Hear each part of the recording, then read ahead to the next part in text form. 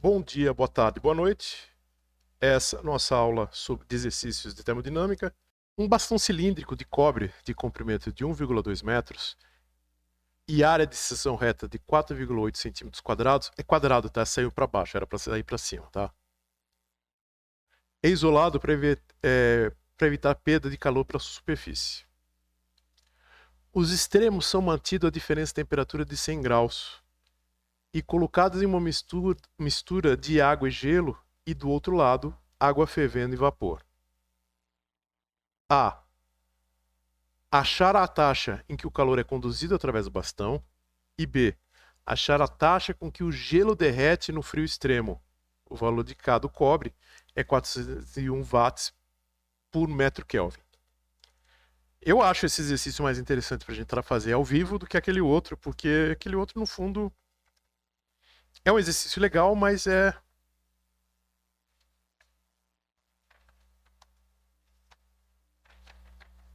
Ah, eu tinha colocado de lado para. É um exercício legal, mas é muito parecido com aquele do pêndulo, tá? Esse aqui tem uma coisa, a parte conceitual é nova pra gente, quer dizer, nova. Eu falei com vocês ontem, agora a gente vai explorar. Então, primeira coisa, opa, deixa eu ver isso aqui. Dá pra fazer em 20 minutos? Dá e sobra. Eu rio do perigo. Então, vamos lá. Primeira coisa, acho que a coisa mais importante desse exercício é a gente enxergar qual fórmula que a gente vai trabalhar. Aqui, a gente vai trabalhar com fórmula de transferência de calor. A gente viu na aula passada que a transferência de calor é dada por K0, onde K é a propriedade do cobre, que é esse 410, que é dado no enunciado, vezes a área de contato, vezes a temperatura do lado quente, menos a temperatura do lado frio. Tá, aqui a ordem é importante no sentido de que não é final menos inicial, tá, pessoal? Isso aqui é importante. É o quente menos o frio. Ah, professor, mas e se eu precisar saber a quantidade de calor que está saindo? Você coloca um sinal negativo. O que está entrando, coloca um sinal positivo. A fórmula só está te dando a taxa, tá? Isso aqui dividido pelo comprimento da barra. Nós temos tudo isso? Nós temos tudo isso. Nós temos o comprimento da barra.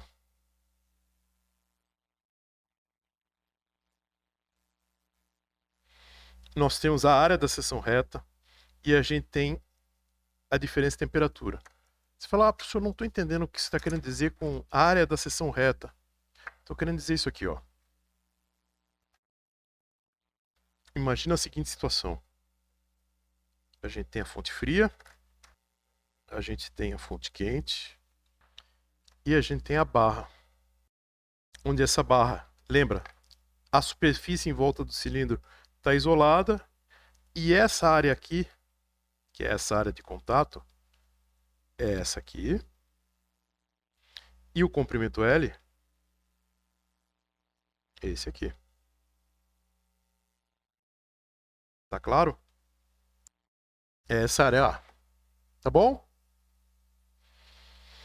Ou seja, para o item A, basicamente é substituição de fórmulas. Tá? Olha só, nós temos o Ka,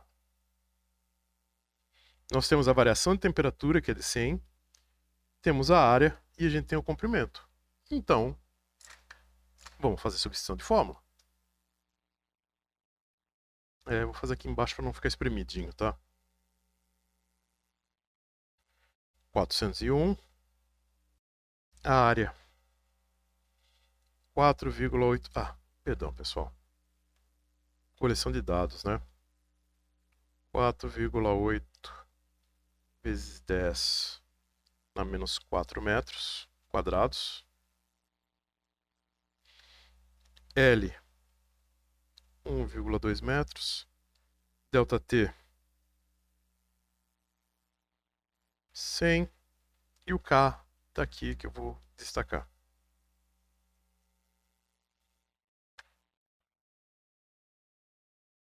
(4,8 vezes 10 na menos 4 vezes 100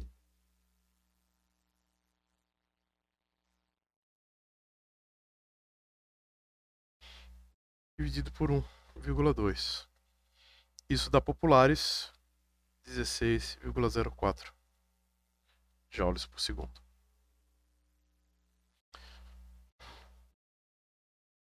16 joules por segundo, né, pessoal? 0,4 não faz diferença aqui pra gente. Esse aqui eu fiz antes, eu deixei pronto antes porque eu queria discutir com vocês.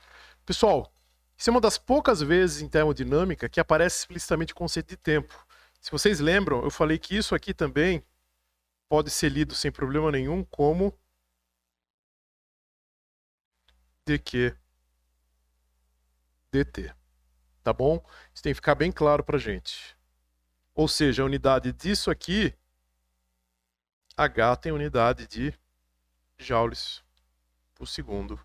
Ou calorias por segundo, apesar de não ser comum, pode acontecer. Por que não é comum ser calorias por segundo? Porque normalmente o K já é dado em watts. Se é dado em watts, já tem unidade internacional, não tem nada a ver de calor. Tá bom? O item B que é o interessante. Como que eu vou calcular essa variação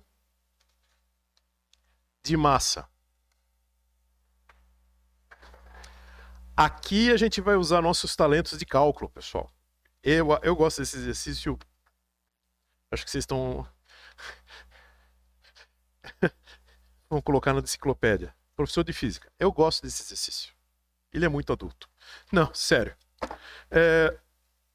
Por que eu gosto desse exercício específico? Ele envolve cálculo para a gente ser malandro. Em vez de fazer uma coisa complicadíssima, a gente parte dessas definições que eu passei para vocês. Olha aqui. Eu acabei de falar para vocês, olha, H pode ser lido como dq dt. Ok? Ora, se H pode ser lido como dq dt,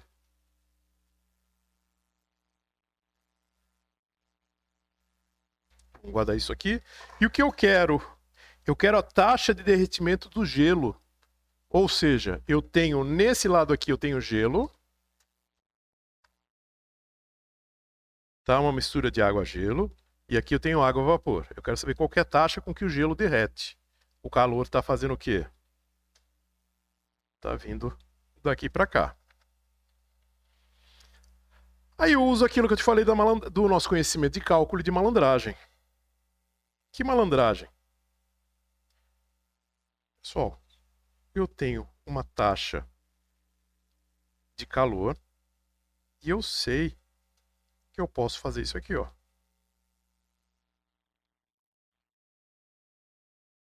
dm dt. Perdão. Eu tenho dq dt e eu sei que eu posso fazer dm multipliquei por 1. Um dos grandes segredos das áreas de exatas. Somar 0 e multiplicar por 1. Pessoal, se você souber como multiplicar por 1 e como somar 0 para resolver exercício, matou tudo de... Tudo não, né? Mas facilita bastante as coisas pra gente. Aí você fala, puxa professor, o que eu ganho com isso? Eu faço o seguinte. Eu faço dm dt vezes dq dm.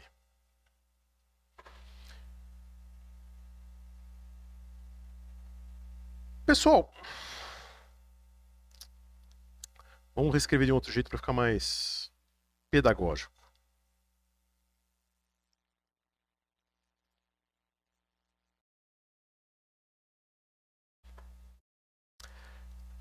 Olha só, eu quero isso aqui. dm dt. Eu quero a taxa de que o gelo derrete no extremo frio, tá? Que o gelo derrete é massa.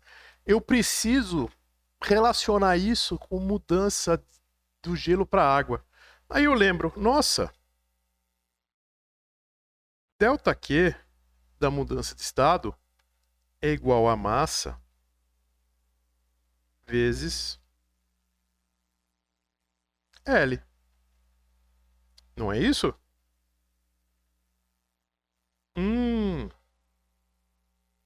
Se eu fizer o seguinte,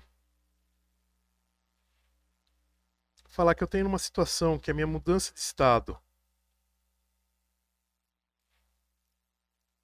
eu posso fazer isso aqui, ó,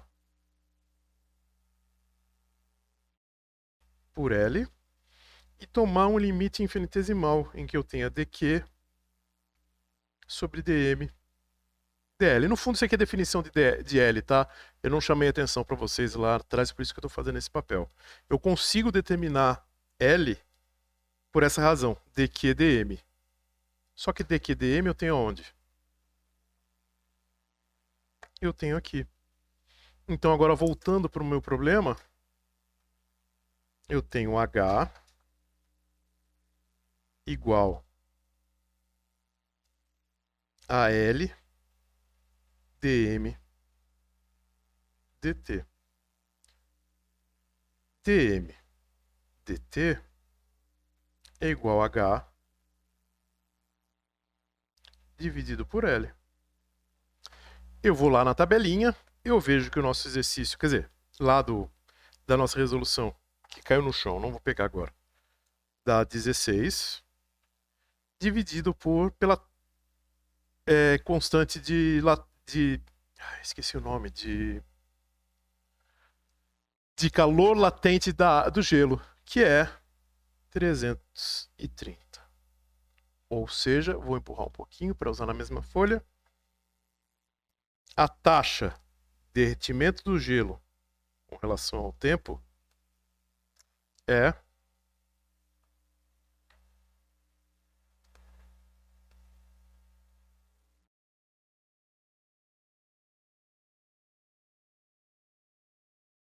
Opa, esse aqui tá errado. Deixa eu só pegar o valor correto, que eu não lembro de cabeça. Cadê?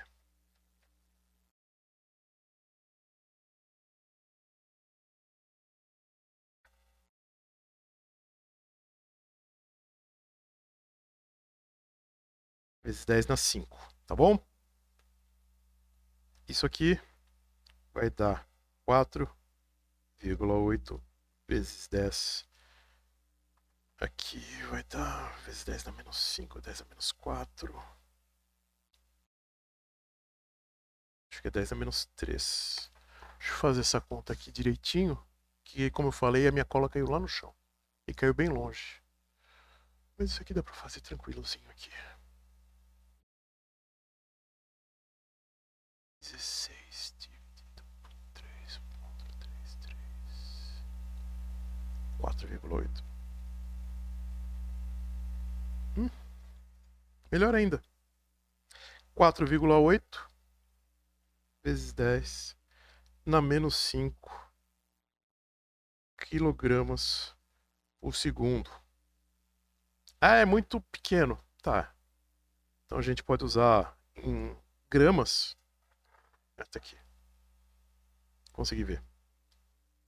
Dá 4,8 vezes 10 na menos 2 gramas por segundo. Olha só que exercício legal, pessoal. A gente pegou uma coisa... Só um instantinho.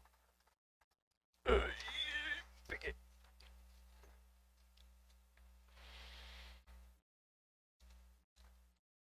A gente calculou a transferência de calor por segundo. Tá aqui. Da informação da transferência de calor, a gente consegue achar qual que é a taxa de derretimento do gelo. Como que a gente fez esse cálculo? Lembrando da definição que o H é dq dt, usando uma propriedadezinha de cálculo e identificando isso aqui com calor latente. A partir disso, a gente encontra a quantidade de interesse. Tá? Pessoal, eu sou suspeito de falar disso, mas eu acho bem legal esses exercícios, porque ele mostra que a gente consegue fazer muita coisa, tirar muita informação. Com coisas simples. Às vezes a gente pode pensar, nossa, eu vou usar um cálculo super complexo. Não. A gente está usando um cálculo que a gente aprendeu em Física 1, em Cálculo 1. E tira uma informação interessante. Vocês podem achar bobo isso, mas tem um livro que eu recomendo. O autor parou de escrever e ele faz autoplágio atualmente. Atualmente não, né? Há algum tempo ele tem feito autoplágio. Que é aquele Dan Brown, aquele do Código da Vinci, essas coisas. Ele tem um livro dele que eu acho que é o melhor livro, longe. É o melhor livro dele. Porque a temática me interessa, pode ser por isso que eu acho ele bom, mas na verdade é bom mesmo. Se chama Ponto de Impacto do Dan Brown. Se tiverem oportunidade para ler, leiam, porque ele é meio cuidadoso. Tem uma parte que ele tem que fazer. Acreditem ou não, tem uma parte do livro que tem uma taxa de derretimento de gelo que é importante para a trama. Essa conta aparece. Tudo bem, não aparece o cara fazendo a conta, mas eu, como professor de física alucinado, na época eu era aluno quando eu li, peguei, fui fazer a conta e disse, pô, tá certo, a taxa de derretimento é essa mesmo, o cara fez a lição de casa. Inclusive, na edição do livro, em português, eles não tiveram cuidado de passar para unidade SI os valores. Então, se você olhar no livro, na edição antiga, não sei se a nova está assim. Os valores estão certos, só que eles estão com a unidade errada. Então, se você fizer a conta desse jeito que a gente fez agora, tá? Não vai bater. Por quê? Porque ele está usando a unidade britânica para unidade imperial para fazer a conta do livro, que na tradução tinha que ter sido traduzida também a conversão, tá? Então tá, pessoal, eu lembrei disso, achei interessante colocar na aula e fica a recomendação de leitura, tá? Você lê aquilo lá, você vê quase um roteiro de filme. Não sei por que não foi convertido. Quer dizer, eu sei. Porque o tema é interessante, mas o pessoal prefere brincar com o Dan Brown, que mexe com religião. Tá? Pessoal, P-aluno. Eu acho que eu não vou conseguir chegar 1h30, se eu conseguir. Eu vou estar lá, mas 2 horas de certeza eu tô lá. Daí a gente faz e vê se vai ter colegas de Física 1 pra gente tirar dúvida. Perfeito?